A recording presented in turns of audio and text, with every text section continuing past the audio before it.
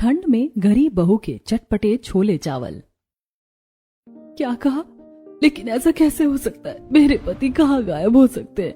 हमारा बेटा तो सुबह सही सलामत काम पर गया था, लेकिन अचानक से ऐसा कैसे हो गया? नहीं, ऐसा नहीं हो सकता। अरे तुम दोनों खुद को संभालो, हमारे बच्चे को कुछ नहीं होगा, सब ठीक हो जाएगा। लेकिन कुछ तो था जो अभी परिवार वालों से छुपा हुआ था। सब जानने के लिए कहानी को शुरू से शुरू करते हैं। प्रीति चूल्हे पर चावल पका रही थी और वहीं दूसरी तरफ उसने कुकर में छोले उबाल कर रखे थे और दूसरे चूल्हे पर कढ़ाई में तेल डालकर उसमें प्याज, मिर्च, नमक और खूब सारे खड़े मसाले डालकर छौंक लगाया था। उसके बाद उसने उबले हुए छोले डालकर वो उसे भी पकाने के लिए रख देती है। खाना बनने के बाद, चलो सबका खाना बन गया है, खाना खाने आ जाओ। प्रीति ने सभी के लिए खाने में छोले चावल बनाए थे और सब खाना खाने वहां पर आ जाते हैं। छोले चावल की तो बहुत ही अच्छी खुशबू आ रही है। हाँ बिल्कुल, मम्मी के हाथ के तो छोले चावल मुझे बहुत पसंद है। मम्मी सिर्फ हमें ही नहीं, हमारे स्कूल में सभी को आपके हाथ के छोले चावल बहुत अच्छे लगते हैं। इसीलिए आप हमें लंच में थोड़े एक्स्ट्रा छोले चावल दे देना ताकि सब खा सके, क्योंकि जब हम छोले चावल लेकर जाते हैं तो हमें खाने का मौका ही नहीं मिलता, सब जल्दी से खत्म हो जाते हैं। अच्छा मेरी बच्ची, ठीक है, तुम चिंता मत करो, मैं तुम्हें एक्स्ट्रा दे दूंगी। हाँ, इसीलिए अब सब चुपचाप होकर खाना खा लो। खाना खाते वक्त ज्यादा बातें नहीं करनी चाहिए। इस तरह पूरा परिवार नाश्ता करता है और उसके बाद रोहन बच्चों को लेकर स्कूल की तरफ जाता है। सभी बात करते हुए जा रहे थे और थोड़ी देर बाद स्कूल के गेट पर, अच्छा ठीक है, तुम दोनों स्कूल में अच्छे से पढ़ाई करना और जैकेट मत उतारना, हाँ सर्दी है। लेकिन पापा अभी उतनी सर्दी नहीं है। इतना कहकर दोनों बच्चे वहां से चले जाते हैं और रोहन भी अपने काम पर जा रहा था। फिलहाल तो मेरी जिंदगी में और भी बहुत मुसीबतें हैं, पता नहीं मेरी जिंदगी से ये सस्पेंस पीछा कब छोड़ेगा। उसके बाद रोहन अपने काम पर पहुंच जाता है। वो एक फूड कंपनी में काम करता था। पहले तो रोहन वहां का एक नॉर्मल एम्प्लॉय था, लेकिन उसका प्रमोशन होने के बाद वो मैनेजर बन जाता है। फ्री टाइम में जब वो अपने दोस्त के साथ था तो उसका फोन बजने लगता है। पहले तो रोहन इग्नोर करता है, लेकिन बार बार उसके पास कॉल आती है। क्या बात है, फोन उठा लो, कुछ अर्जेंट लग रहा है। अरे उसी बला का फोन है। लगता है तुम्हारी समस्या अब तक हल नहीं हुई।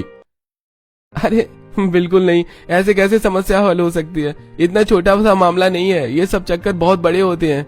हाँ, चलो काम करते हैं। वहीं दूसरी तरफ बच्चे लंच में, अरे वाह, आज फिर तुम्हारे लंच से बहुत अच्छी खुशबू आ रही है। आज फिर तुम्हारी मम्मी ने छोले चावल बनाए हैं।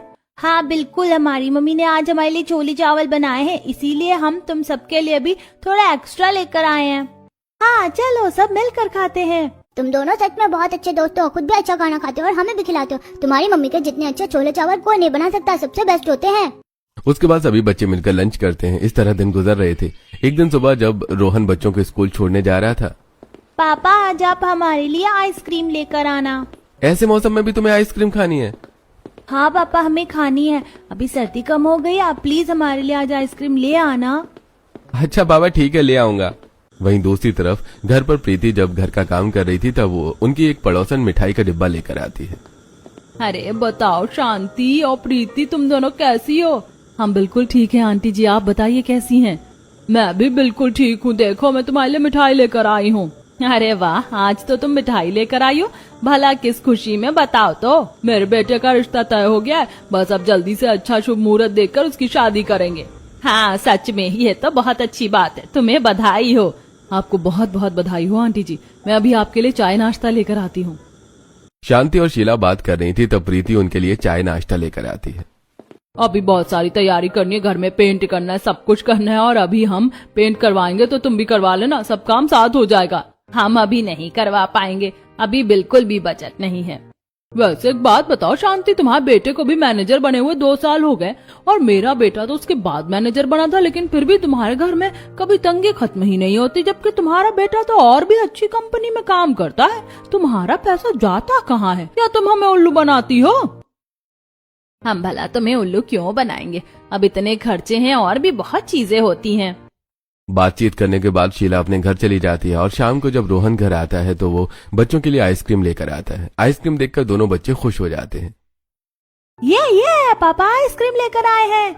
आप बहुत अच्छे हो पापा। हाँ वो तो मैं हूँ। आपको इन दोनों के लिए आइसक्रीम लाने की क्या जरूरत थी?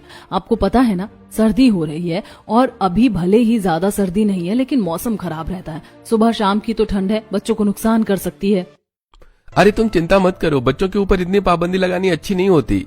उसके बाद सभी साथ मिलकर खाना खाने बैठ जाते हैं। रोहन का फोन रिंग कर रहा था और जब रोहन फोन देखता है, हे भगवान, बार बार फोन क्यों आता है इसका। रोहन साइड बटन से फोन साइलेंट करके वापस रख देता है, लेकिन फिर से उसका फोन बज रहा था और रोहन बार बार फोन इग्नोर कर रहा था। अरे बेटा क्या बात है, तुम बार बार फोन को इस तरह क्यों देख रहे हो? लगता है कुछ अर्जेंट कॉल होगी, तुम्हें फोन उठा लेना चाहिए। अरे नहीं पापा, ऐसा कुछ भी नहीं है, अर्जेंट कॉल नहीं है, बस पवन है ना, मुझे जबरदस्ती पार्टी में जाने के लिए कह रहा है, इसलिए मैं उसका फोन नहीं उठा रहा। इस तरह सभी इस बात को साइड हटा देते हैं और खाना खाने के बाद सब सो जाते हैं। अगले दिन सुबह रिया भी तैयार होकर कॉलेज जाती है और वहां जाने के बाद उसे पता चलता है कि तुम्हें पता है हमारी कॉलेज की ट्रिप जा रही है, बहुत ही सुंदर जगह हमें घुमाने ले जा रही हैं। प्रॉपर 4-5 दिन का टूर जा रहा है। ये बात सुनकर रिया उदास हो जाती है। लेकिन इन सब का क्या फायदा, हम तो वहाँ पर नहीं जा सकते। हमारे पास तो इतने पैसे नहीं है कि हम घूमने आराम से जा सकें। हमारे घर वाले हमें पढ़ा लिखा रहे हैं, वही हमारे लिए बहुत बड़ी बात है। उसके अलावा हम और खर्चों के बारे में घर पर बात नहीं कर सकते। हमारी जिंदगी में इतना सुकून और इतनी खुशी कहाँ है। वहीं दूसरी तरफ सामने से कॉलेज की सबसे अमीर और घमंडी लड़की अपने दोस्तों के साथ आती है। हाँ तो रिया और नेहा, तुम दोनों ने क्या सोचा? क्या तुम कॉलेज ट्रिप पर जा रही हो? क्यों, तुम इन लोगों के जले पर नमक छिड़क रही हो? तुम्हें क्या लगता है ये फटीचर लोग ट्रिप पर जा सकते हैं? इनके पास तो ढंग के कपड़े तक पहनने के पैसे नहीं है। तुमने बिल्कुल सही कहा, इन जैसों की जिंदगी में कहाँ हमारी तरह ऐशो आराम लिखा है। कोई बात नहीं, तुम यहाँ बगल वाले पार्क में जाकर घूम सकती हो और हम ट्रिप में एंजॉय करेंगे। आने के बाद तुम्हें फोटोज और वीडियोस जरूर दिखाएंगे। Okay bye. इतना कहकर दोनों लड़कियां वहां से चली जाती हैं, जिसे सुनकर नेहा को बहुत गुस्सा आता है। पता नहीं अमीर लोग खुद को क्या समझते हैं, इन्हें बिल्कुल भी कदर नहीं होती दूसरों की फीलिंग्स और इमोशंस की। बस इन्हें मजा आता है दूसरों को नीचा दिखाने में। लेकिन हम कर भी क्या सकते हैं? उनके पास इतना अंधाधुंध पैसा है कि वो शो ऑफ तक कर सकते हैं, लेकिन हमारे पास तो एक फूटी कौड़ी तक नहीं होती अपने ऊपर खर्च करने के लिए। तुमने बिल्कुल सही कहा, हमें एक एक चीज के लिए तरसना पड़ता है। एक भी कोई चीज हम अपनी मर्जी से नहीं कर सकते। आखिर इतना भेदभाव क्यों होता है? मैं नहीं जानती, छोड़ो। मेरी भाभी ने आज हमारे लिए छोले चावल बनाए थे, तुम्हें बहुत पसंद है ना? चलो खाते हैं। खुशी होगी छोले चावल खाकर। इस समय इतना खराब मूड सिर्फ तुम्हारी भाभी के हाथ के छोले चावल खाकर ही ठीक हो सकते हैं। उसके बाद दोनों कैंटीन में बैठकर छोले चावल खाते हैं। वहीं दूसरी तरफ रोहन जब शाम को ऑफिस में था तो उसके पास एक कॉल आती है। हेलो, हाँ भैया। तुम फोन क्यों नहीं उठा रहे थे? हम तुम्हें कब से फोन कर रहे हैं। माफ करना भैया, मैं किसी अर्जेंट काम में फंसा हुआ था। आगे से ऐसा नहीं होना चाहिए। नहीं, बिल्कुल नहीं होगा। उसके बाद कॉल कट हो जाता है। आज तो बाल बच गया। भैया से डांट पड़वानी थी इन्हें, मुझे इन्हें भी सब बता दिया। शाम को रोहन घर वापस आता है तो अपनी सीधी आधी सैलरी प्रीति को देते हुए कहता है, बच्चों की स्कूल फीस भर देना और इसमें घर खर्च निकाल लेना। लेकिन इस बार तो आपने मुझे बहुत कम पैसे दिए, इतने में सब कैसे हो पाएगा? एक बात बता, तू हर महीने हमें आधे पैसे क्यों देता है? बाकी पैसे तेरे कहाँ जाते हैं? कितनी बार बताया है माँ, और भी बहुत खर्च होते हैं। मैंने किसी से कुछ पैसे लिए थे तो उसका उधार भी तो चुकाना है। हमें तो समझ नहीं आता किस किस से पैसे लेता रहता है। आखिर तूने किस चीज के लिए पैसे लिए थे और किसे चुका रहा है? हमें भी तो कुछ पता होना चाहिए। ऊपर से तेरी सैलरी भी ज्यादा होनी चाहिए। अभी भी उतनी ही सैलरी पर अटका हुआ है क्या? तेरी पगार नहीं बढ़ती कभी? पोस्ट के साथ सबकी पगार बढ़ रही है। अरे बस लिए थे माँ, क्या आप हर वक्त सिर्फ सवाल पूछती रहती हो? और पगार बढ़ती तो बता देता ना। इतना कहकर रोहन गुस्से में वहां से चला जाता है। आखिर क्या था जो रोहन अपने घर वालों से छुपा रहा था? धीरे धीरे समय गुजर रहा था। एक रात बहुत देर हो जाती है लेकिन रोहन घर वापस नहीं आता। रात के 12 बज रहे थे। मुझे समझ नहीं आ रहा कहाँ चले गए। उनका फोन भी नहीं लग रहा है। अब तो मेरा भी कलेजा मुंह को आ रहा है, पता नहीं कहाँ चला गया। इतनी देर हो गई है, अब तक घर नहीं आया। पवन को भी इस बारे में कुछ नहीं पता। दोनों पहले ही साथ में ऑफिस से निकल गए थे। अरे अगर उस गधे को कहीं जाना था तो पहले बताकर जाना चाहिए था। इस तरह अचानक कहाँ गायब हो गया? कोई बात नहीं, आप सब परेशान मत होइए, भैया जल्दी ही आ जाएंगे। पूरी रात बीत जाती है और अब सब रोहन का इंतजार करते हैं लेकिन वो वापस नहीं आता। और अगले दिन सुबह पुलिस स्टेशन जाकर रोहन की गुमशुदगी की रिपोर्ट लिखवा दी जाती है। प्लीज इंस्पेक्टर साहब, हमारे बेटे को ढूंढ निकाली है। हमने हर जगह पूछ लिया पर वो कहीं पर भी नहीं है। ठीक है, हम उन्हें ढूंढने की कोशिश करेंगे। हमने रिपोर्ट लिख ली है, अब आप घर जाइए, जो भी पता चलेगा हम आपको बता देंगे। इस तरह परिवार में अचानक से गमों के बादल छा जाते हैं। सभी का रो रो कर बुरा हाल हो जाता है। पूरा हफ्ता बीत जाता है लेकिन रोहन का कहीं अता पता नहीं था। पता नहीं मेरा बच्चा कहाँ होगा, किस हाल में होगा। ठीक है अभी या नहीं, एक हफ्ता हो गया लेकिन कुछ पता नहीं कहाँ है। मुझे भी बहुत चिंता हो रही है। अचानक से ऐसे कैसे हो गया? अब तक हमें कोई सुराग भी नहीं मिल रहा। पता नहीं भैया कहाँ और किस हाल में होंगे। सभी का रोकर बुरा हाल था। तभी बच्चे भी पूछते हैं, मम्मी इतने दिनों से पापा क्यों नहीं आ रहे हैं? बेटा मैंने तुम्हें बताया ना, पापा किसी काम से बाहर गए हुए हैं, कुछ समय बाद ही आएंगे। अगर ऐसी बात है तो दादी और दादू रो क्यों रहे हैं? बेटा उन्हें बस पापा की थोड़ी फिक्र हो रही थी, इसीलिए तुम्हें चिंता करने की जरूरत नहीं है, पापा जल्दी घर वापस आएंगे। बच्चों के सवाल भी बड़ों को परेशान कर रहे थे लेकिन उन्हें बहलाने के अलावा और कोई चारा भी नहीं था। दिन गुजर रहे थे। अगर ऐसे ही सब चलेगा तो घर खर्च निकालना मुश्किल हो जाएगा, मुझे कुछ न कुछ काम करना होगा। हाँ बेटा लेकिन तुम क्या करोगी? जो भी काम करना पड़े मम्मी जी वही करूंगी। मैंने सोचा है कि मैं भी अब ट्यूशन पढ़ाना शुरू कर देती हूँ। हमारे गांव में इतने ट्यूशन टीचर नहीं है, बच्चों को दूर जाना पड़ता है, तो ये अच्छा रहेगा।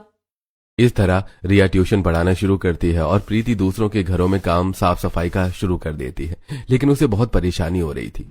आज फिर से तुम काम पर लेट आई हो, इसीलिए मैं तुम्हारी आज की आधी पगार काटूंगी। तब प्रीति कुछ नहीं कहती और चुपचाप अपना काम करती है। उसे मजबूरन सब सहना पड़ रहा था। वो अपने परिवार के लिए मजबूत बन रही थी। लेकिन जब प्रीति रसोई में काम कर रही थी तो गलती से उससे थोड़ा सा दूध गिर जाता है। वो उसे साफ कर रही थी। तुमने दूध भी गिरा दिया, तुम्हारा काम पर बिल्कुल भी ध्यान नहीं होता है। मैं फिर से तुम्हारी पगार काटूंगी। देखिए आप ऐसा मत कीजिए, आप हर छोटी छोटी बात पर मेरी पगार काट लेती हैं तो पगार बचेगी ही नहीं।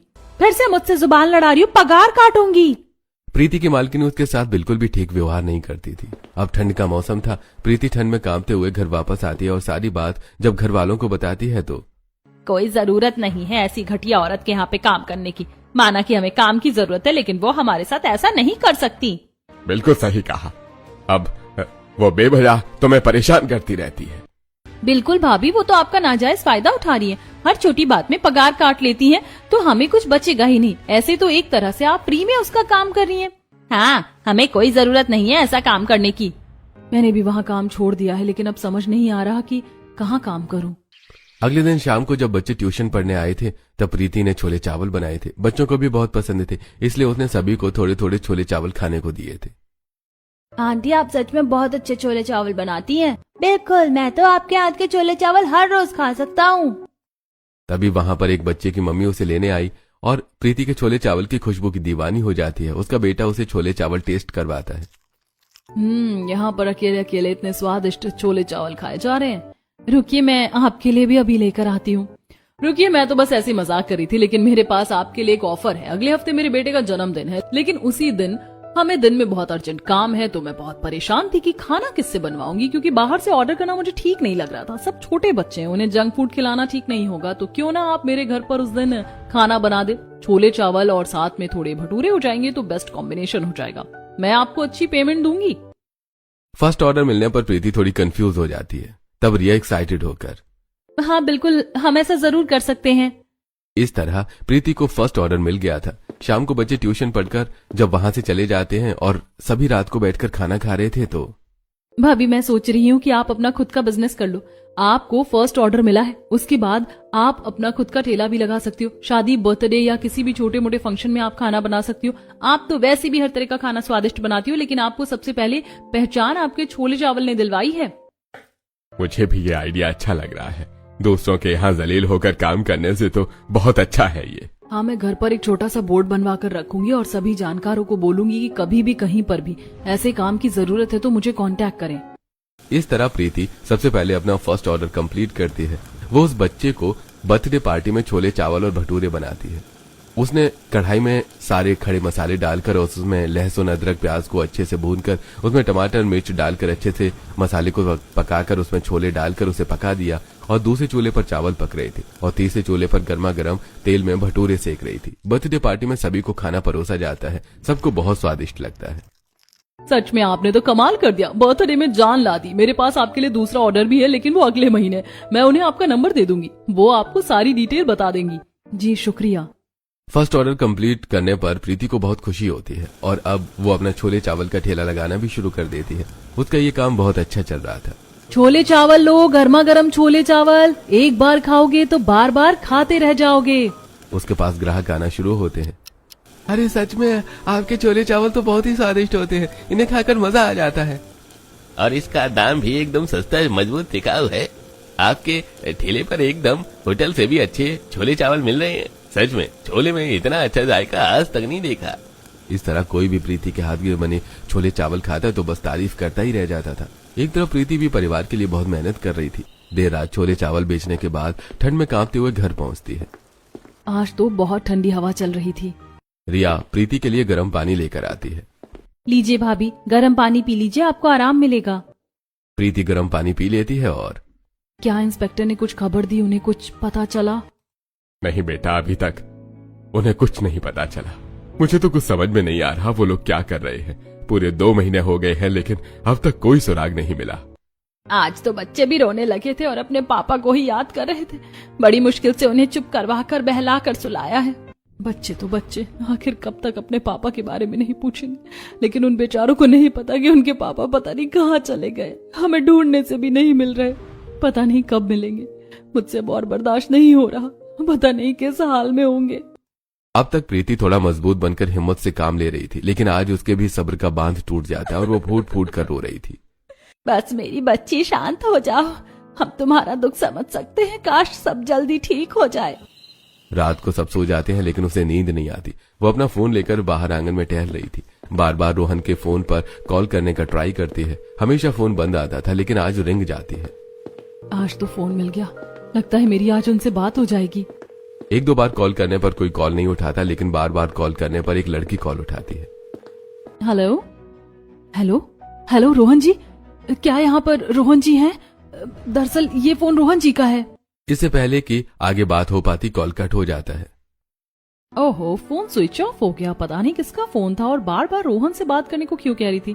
पता नहीं कौन है ये रोहन, लगता है गलती से फोन मिल गया होगा।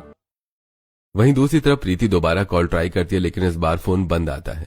तब तारों से भरे आसमान को देखते हुए प्रीति कहती है, पता नहीं आप कहाँ चले गए, जल्दी से हमारे पास आ जाइए। आपका परिवार आपका बेसब्री से इंतजार कर रहा है।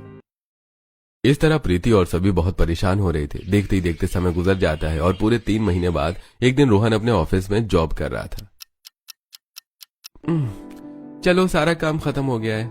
उसका दोस्त उसके केबिन में आता है। चल यार, कब तक यहाँ पर बैठकर काम करता रहेगा? पार्टी के लिए हमें लेट हो रहा है। हाँ चलते हैं। काम खत्म करने के बाद दोनों पार्टी करने जाते हैं। तभी रोहन का फोन बजने लगता है। क्या हुआ, किसका कॉल है? अरे कुछ नहीं, मेरी पत्नी का कॉल है। मुझे यहाँ कहाँ अकेला छोड़ती है यार, थोड़ी देर बाद घर चलेंगे। वहीं दूसरी तरफ एक शाम रिया बच्चों को ट्यूशन पढ़ा रही थी।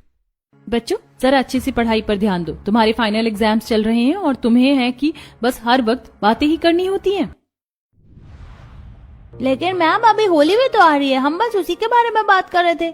होली के बारे में बाद में बात करना। चलो मुझे सब हिंदी में होली के ऊपर ऐसे लिख कर दिखाओ। सब बच्चे अच्छे से काम कर रहे थे और तभी वहां पर प्रीति खुश होकर एक चेक लेकर आती है। तुम्हें पता है रिया, एक बहुत अच्छी गुड न्यूज है। आपकी खुशी को देखकर तो लग रहा है कि बहुत अच्छी न्यूज है। हमें एक बहुत बड़ा ऑर्डर मिला है और एडवांस पेमेंट मिल गई है। वहाँ हमें खाना बनाना है। अब हम डिटेक्टिव के पास जा सकते हैं। क्या वो मेरे बेटे को सच में ढूंढ पाएगा? इतने महीने हो गए हैं। उम्मीद तो है मम्मी जी, एक बार ट्राई तो करना ही चाहिए। कहते हैं वो शहर का सबसे अच्छा डिटेक्टिव है। पैसे लेकर दोनों उसे डिटेक्टिव के पास जाती हैं। चिंता मत कीजिए, हम उन्हें ढूंढने की पूरी कोशिश करेंगे। प्रीति ने बड़ी मेहनत से डिटेक्टिव को देने के लिए पैसे इकट्ठे किए थे। उसका अब छोले चावल का बिजनेस बहुत अच्छा चल रहा था, लेकिन उसे किसी भी हाल में रोहन को ढूंढना था। बेटा, मुझे नहीं लगता अब रोहन आएगा। मैं हर संभव प्रयास करना चाहती हूँ। मुझे यकीन है आंटी जी वो जरूर आएंगे। मुझे भी यकीन है मेरा बेटा सही सलामत है। ठीक है, मैं चलती हूँ, तुम दोनों अपना ध्यान रखना। वहीं दूसरी तरफ रोहन को यह बात पता चल जाती है। क्या कहा? उन्होंने मेरे लिए डिटेक्टिव हायर कर दिया। मैं तुम्हें जैसा कहता हूँ वैसा करो। मेरा सारा सामान ले जाकर उन्हें देना और वही कहना। कुछ दिन बाद एक आदमी रोहन का सारा सामान लेकर प्रीति के घर जाता है। तो आप डिटेक्टिव के पार्टनर हैं और कंपनी ने आपको यहाँ भेजा है, तो बताइए क्या पता चला आपको? देखिए, ये आपके लिए बहुत दर्दनाक खबर हो सकती है, लेकिन ये शर्ट आपके पति की है और इसके साथ वो सारा सामान है जो आखिरी बार वो साथ लेकर गई थी। शर्ट बुरी तरह से खून से लथपथ है। यह हमें जंगल के पास मिली है। पता चलता है कि आपके पति को जंगली जानवर ने खा लिया। ये खबर सभी के दिल को दहला देने वाली थी और कोई भी खुद को नहीं संभाल पाता। सबका रो रो कर बुरा हाल हो जाता है। अगले कई दिनों तक हर कोई एक गहरे सदमे में पहुंच जाता है। अब तो मेरा मन नहीं करता खुद भी जीने का। मेरे बच्चे के साथ इतना सब कुछ हो गया, आखिर उसके साथ ऐसा क्यों हुआ? बुढ़ापे में यही सब देखना रह गया था। प्रीति भी एकदम खामोश थी। वो बड़े ध्यान से उस शर्ट को देख रही थी। तभी पिंकी से गलती से शर्ट पर पानी गिर जाता है, जिसके बाद वो रंग फैलने लगता है और जब प्रीति शर्ट देखती है तो उसमें से रंग जैसी सुगंध आती है। ये खून नहीं है, ये तो बस लाल रंग है। हमें अभी डिटेक्टिव के पास जाना चाहिए। प्रीति की बात सुनकर प्रीति रिया वहां जाती हैं और सारी बात बताती है। तो ये बात है। वही मैं सोचूं कि आपने बीच में इन्वेस्टिगेशन के लिए क्यों रोक दिया, जबकि मुझे आपके पति के बारे में पता चल गया है कि वो कहाँ है और हमने आपके पास कोई आदमी नहीं भेजा था। वो कोई फ्रॉड होगा। सारा सच जानने के बाद प्रीति पूरे परिवार के साथ रोहन से मिलने उसके शहर वाले ऑफिस में जाती है, जहां पर वो रोहन को सही सलामत देखकर एकदम हैरान रह जाते हैं। रोहन भी सामने परिवार को देखकर दंग रह जाता है। वो उनके पास आता है, तभी पीछे से उसका दोस्त कहता है, अरे रवि, तुम यहाँ क्या कर रहे हो? अंदर बॉस तुम्हें बुला रहे हैं। चलिए चलो, मीटिंग शुरू होने वाली है। हाँ तुम चलो, मैं आता हूँ। रोहन उन सभी को पास के गार्डन में ले जाता है और वहां जाकर सब रोहन से पूछते हैं, तूने हमारे साथ इतना बड़ा विश्वासघात किया, तुझे जरा सी भी शर्म नहीं आई अपने परिवार को इस तरह छोड़ते हुए और झूठ बोलते हुए? तुझे पता भी है तेरे बिना हमने एक एक पल कैसे काटा था? क्या तुमने जो सुना है वो सच है? तूने यहाँ पर एक लड़की से शादी कर ली है? पहले तो रोहन कोई जवाब नहीं देता। आपने तो यहाँ पर नाम भी बदल लिया। यहाँ अच्छी कंपनी में नौकरी कर रहे हैं, एक लड़की से शादी कर ली, पूरा परिवार बसा लिया यहाँ पर। अगर जिंदगी में आगे बढ़ना था तो हमें साफ साफ कह देते। इस तरह इतना बड़ा खेल रचने की क्या जरूरत थी? इन सब की वजह से प्रीति को बहुत ठेस पहुंची और उसे बहुत गुस्सा आता है। आपकी वजह से हमें और आपके बच्चों को कितनी परेशानी हुई है। मैं आपको इस चीज के लिए कभी माफ नहीं करूंगी। डिवोर्स के पेपर पहुंचा दूंगी। जब कोर्ट में आना होगा तब आखिरी बार बच्चों से मिल लेना और उन्हें कोई अच्छा बहाना बताकर उनसे अलविदा कह देना, ताकि वो आपका इंतजार ना करें। इतना कहकर प्रीति गुस्से में मंगलसूत्र निकालकर रोहन को देकर वहां से चली जाती है। अब से तुम सच में हमारे परिवार का हिस्सा नहीं हो। प्रीति ही हमारी बेटी है। अब से तुम सच में हमारे लिए मर गई। अपनी शक्ल मत दिखाना कभी हमें। सच में मत दिखाना अपनी शक्ल भैया। आपकी वजह से भाभी ने और हमने बहुत कुछ झेला। भाभी का शुक्र मनाओ कि आपकी नई जिंदगी बर्बाद नहीं कर रही, क्योंकि उन्हें पता है कोई फायदा नहीं है। आपने उन्हें छोड़कर किसी और को चुना है, इसीलिए वो खुशी खुशी आपको जाने दे रही है। आपने एक बहुत नेक दिल लड़की का दिल दुखाया है। इतना कहकर पूरा परिवार गुस्से में वहां से चला जाता है और शाम को रोहन अपनी नई पत्नी के पास घर वापस जाता है। Oh my darling, आज आप घर जल्दी आ गए? बस आज कुछ भी करने का मन नहीं कर रहा है। बहुत दुख हो रहा है। किस चीज का दुख है आपको? कुछ नहीं, आज मैं थोड़ी देर अकेले रहना चाहता हूँ। रोहन खुद को कमरे में बंद कर लेता है और बस अपने परिवार की कही बातों को ध्यान से सोचने लगता है। सब खत्म हो गया। मैंने जैसा चाहा था वैसा हो गया, लेकिन उन सबको सच पता चलने के बाद मुझे बहुत बुरा लग रहा है। आखिर मैंने ऐसा क्यों किया? मुझसे बहुत बड़ी गलती हो गई। रोहन का पुराना परिवार उसे अपनाने से मना कर देता है और वो अपनी नई पत्नी के साथ रहता है।